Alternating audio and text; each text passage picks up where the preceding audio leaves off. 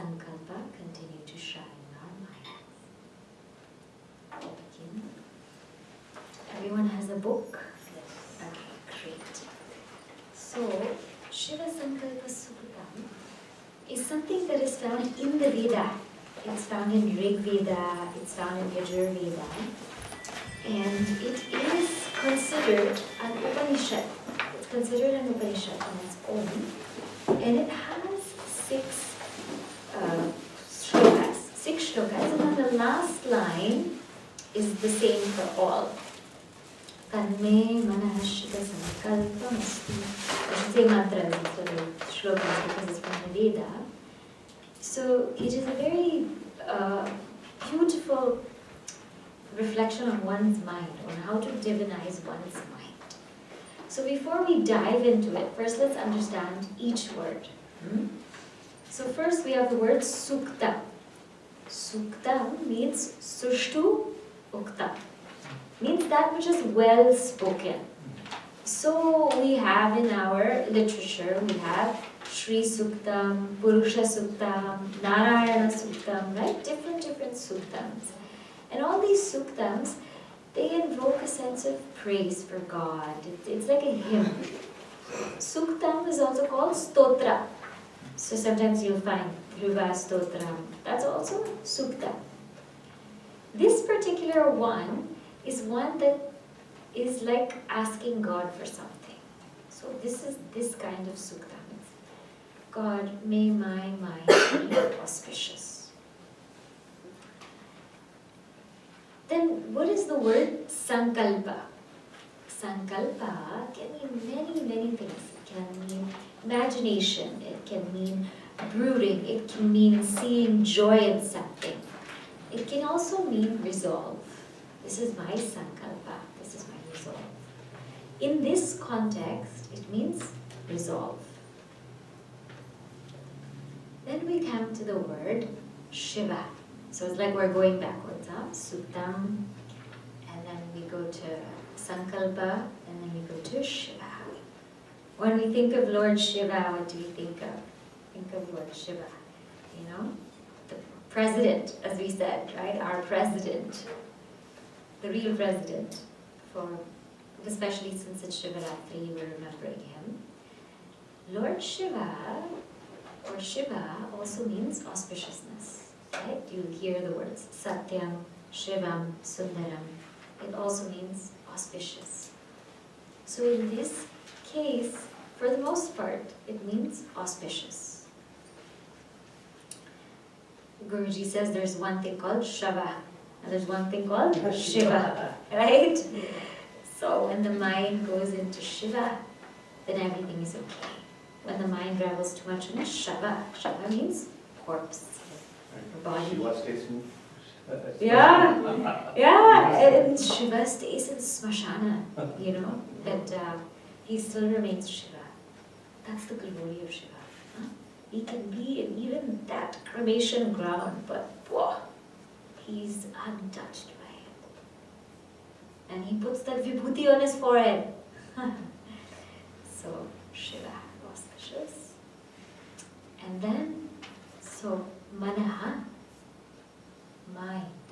So, the last word for each mantra will be Tanme manah SivaSankalpaSuktam. May my mind have auspicious thoughts. This is where we are. This is what it's all about. Now, when we say mind, that in itself is one big thing, right? What is the mind? We always study so many things about the body. Certain people spend their whole lives researching the body, thinking about what to do with the body, how to clothe it, feed it, pamper it, right? And there's too much pampering of the body. What does Gurudev say? It's a Rakshasa clan, right? So he says in Bhaja Govindam, it's the Virochana clan. Beyond the body, we know there is the mind. Why should we pay so much attention to the mind, first of all, before we come to understand what is the mind? Because who is the seeker? The seeker, the one who came in a sari or in a salwar. Is that the seeker? Is this flesh the seeker? No. We want to dress so well. We want to be prepared. We want to be in a, clean outside. But the real seeker is inside. The real seeker is the mind. So why we want to pay attention to the mind, why we want to divinize the mind is because the real seeker is the mind. But we never make the mind get ready, isn't it? We never say, okay, I'm coming to a satsang. Did I prepare my mind? I prepared my body, but did I prepare my mind? Because my mind is the one who's going to get the satsang, who's going to be able to absorb it.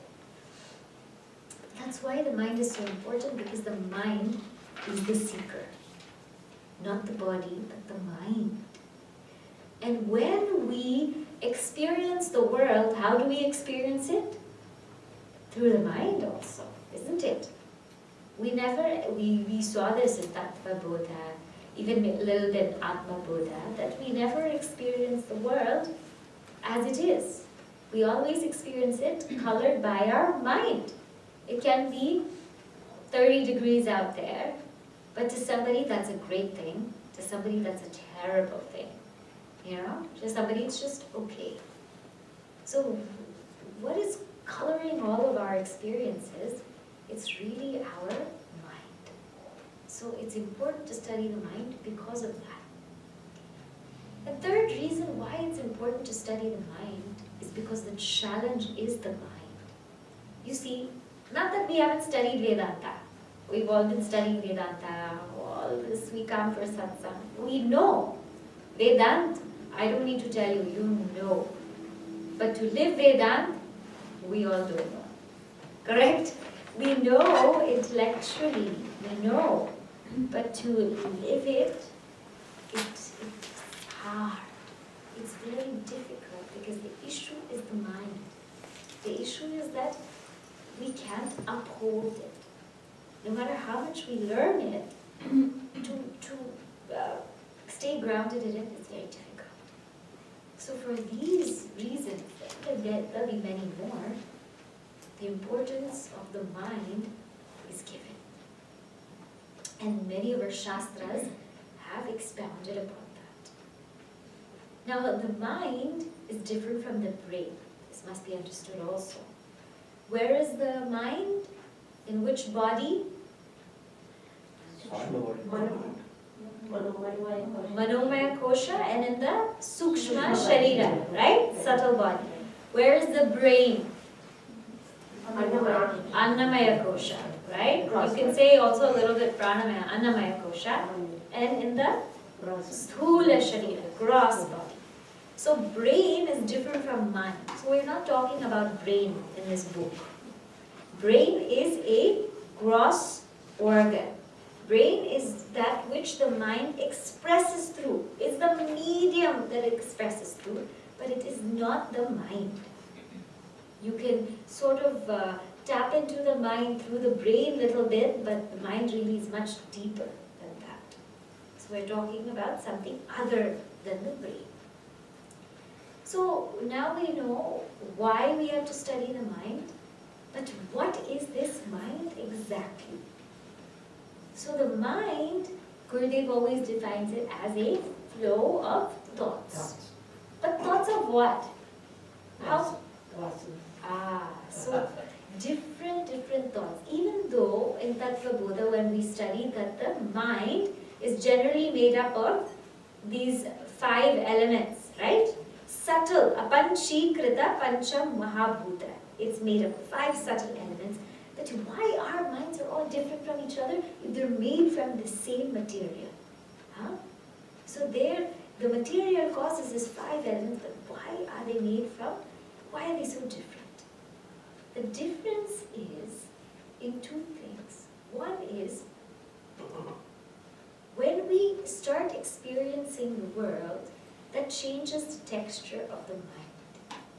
For example, the world outside is gross, 5 elements, right? All space, air, fire, water, earth. We experience it is gross. Now, when we take that world in, it becomes subtle, space, air, fire, water, earth. Because I'm taking that world in, so that gross becomes subtle. How do I take it in? When I see something, let's say I see a movie, or I see a certain scene that's very traumatizing, or sometimes maybe that's very good. That scene kind of just plays in my mind. Those are the thoughts that I will have. I can't help it, but I will have those thoughts. I was just speaking to my cousin and I said, why don't you go to Bharat? Why don't you visit? He said, last time I was there, I saw something and I just can't go there anymore. Like he saw something that, in the slums, and he said, I can't see that. I can't do it. So that much what you see outside cross becomes a subtle thought inside. So that's how the mind is made up of subtle 5 elements. What we hear also outside becomes subtle inside. We hear the same mantra over and over again, or the same shloka, or the same person's voice. It starts to read our minds, isn't it? The thoughts means you can even feel that person say, hey, what is this, right? You can feel that. So it comes to you. Then you come to the sense of smell. How does smell even, affect like the texture of your mind? So, through the nose, is the medium of prana. And prana and the mind are very interconnected. The slower the breathing, the slower the mind. The faster the breathing, the faster the mind. So even that affects the texture. It makes it more subtle or more gross. Just immediately. That's why when they say, if somebody's stressed out, if somebody is angry, just take a deep breath. Just take a deep breath. Because that immediately can change the texture of the mind. And also, that we have this aromatherapy and agarbatti and all of that. You feel like, when you smell agarbatti, you feel like, you just want to, you just calm down a little bit. It has that aroma, it has that fragrance. Then what to talk of? Taste. So, right? When we eat something gross, it can subtly affect the texture of the mind, isn't it? When food is cooked with so much love, you don't need to eat, you feel that in the food, you feel it, there's a richness to it. But then when the food is made in a rush, made in a hurry, you also feel that in your tummy. Everything you feel, you feel it. And it's so funny because before the Vedanta course, I used to eat everything. But after the Vedanta course, your palate changes. I can't even eat spice anymore because we're not used to it. I told my mom, I said, I can literally feel it. If there's something, I can really, really feel it. And she was just laughing. She said, this is so funny. How is it that happens? I said, I don't know. But you feel these things because when you haven't had it for a while and you have it, that it changes the texture of the mind. It does. So, but not to say that one should be over-obsessed with food. That's also a problem, huh? Too much health is a sickness. Too much of anything is a sickness, even too much health. So not that one should be so obsessed with it, but one should take care and whenever they can, eat what is something. Whenever you can. Once in a while, if people want to eat something else, okay. But that can also will affect. Then touch. Touch like weather. When it's warm outside, the texture of the mind on a hot summery day, it can feel very freeing, very relaxing. But when it's cold air is touching you and it's outside, it's raining, that can also change a little bit the texture of the mind. So in the skin also, it can change. So many things can affect the texture of the mind, but this is to show that the gross that we perceive outside comes to make up subtle thoughts. The gross elements become those 5 subtle elements. But at the same time, remember, 5 subtle things make up gross things, because we are also creating. So one factor is that. Another factor that makes up the mind is what you said, vasanas. Right? Our vast vasanas. Now these are very tough. Very tough because a vasana, what's a vasana? Drida, balavati. It is so firm. It is so strong. It's got its own strength. It's got its own strength so much that it's automatic. It runs on its own. You don't even need to do anything for it. And when something has become a vasana, then it's easy for my mind to go that way. It is just easy. Like how when things are automatic for us, it's just easy to do. You just do it. Sometimes without even knowing, you just do it. So like that, sometimes without even knowing, the mind just thinks it. Because that has become a vasana. So vasanas are there. Then what we take in also makes that mind. So we've seen why we should pay attention to the mind. We've seen what is the mind. And we've also seen where is the mind in the Sukshma Sharira. Yes? So then, when do we have a mind? Do we have a mind all the time? When we are in deep sleep, the mind is dormant. And when we are in samadhi, that mind is absorbed in the self. So it is considered as no mind. So the mind is there throughout our waking and dream stages. It's not always really there, because in deep sleep it is dormant, and in samadhi it is absorbed. And that mind, we know, is changing. It's never the same, isn't it? So that is when. So we saw what, how, why, when, where. This is what makes up the mind. So now this whole suktam is for us to divinize the mind. Tanme mana SivaSankalpaSuktam.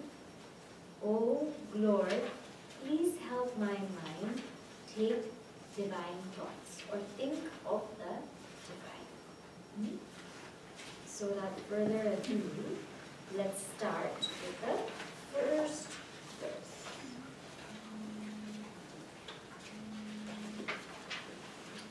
So this is on page 15. I'll chant and then you can repeat. Yajjagrato duramudayati devam. Yajjagrato duramudayati devam. Tadusuktasya tathaivaiti. Tadusuktasya tathaivaiti. Durangamam jyotisham jyotirekam. Durangamam jyotisham jyotirekam. Tanme mana SivaSankalpaSuktam. Tanme mana SivaSankalpaSuktam. Together.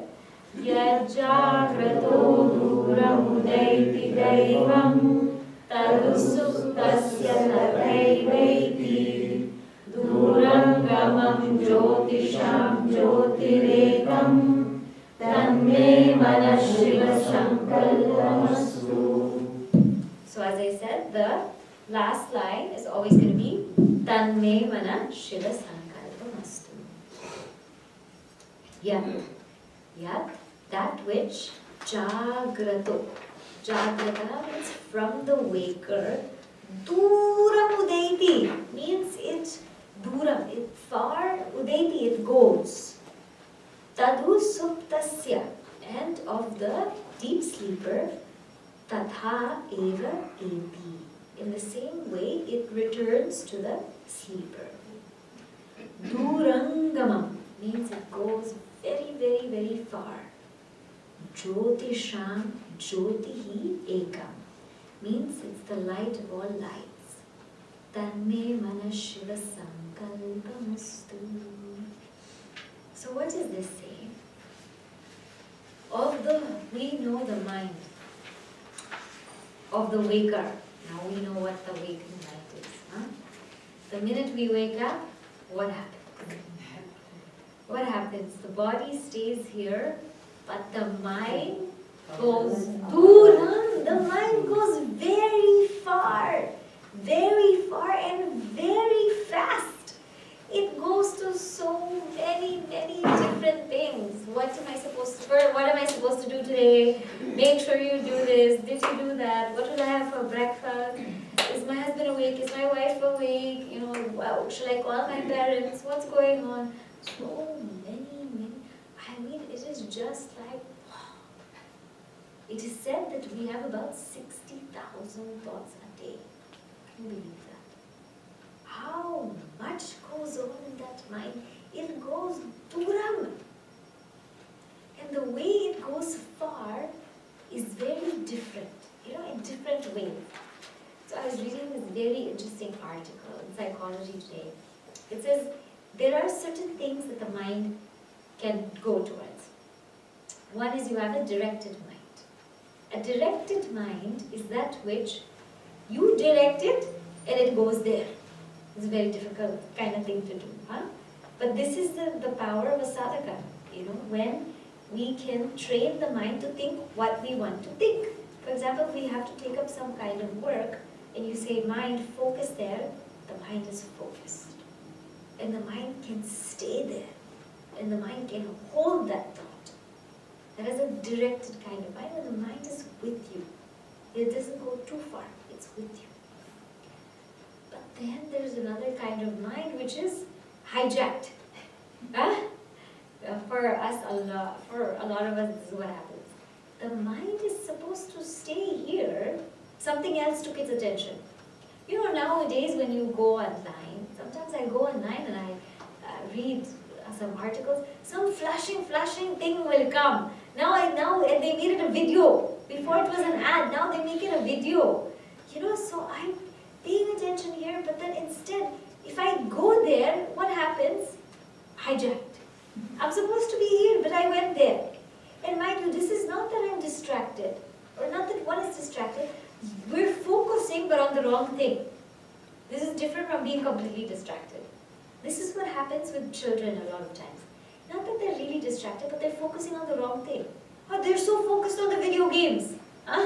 It's not that they don't have focus. They have immense focus. If they want to win that video game, I mean, they have. It is just that the focus has been put in the wrong thing. It's been hijacked. That's what happens. Durangama. So it's supposed to stay here, but it goes there. Then the other kind of mind is what? Is aimless mind. Aimless mind, what happens? We're thinking of something, and then something else comes, and then something else comes, and then something else comes, right? And I think in self-unfoldment, I've given you this example when we're sitting down, contemplating, let's say on Lord Shiva. And we're thinking Lord Shiva has a beautiful form, beautiful crescent moon on his forehead, and such lovely locks.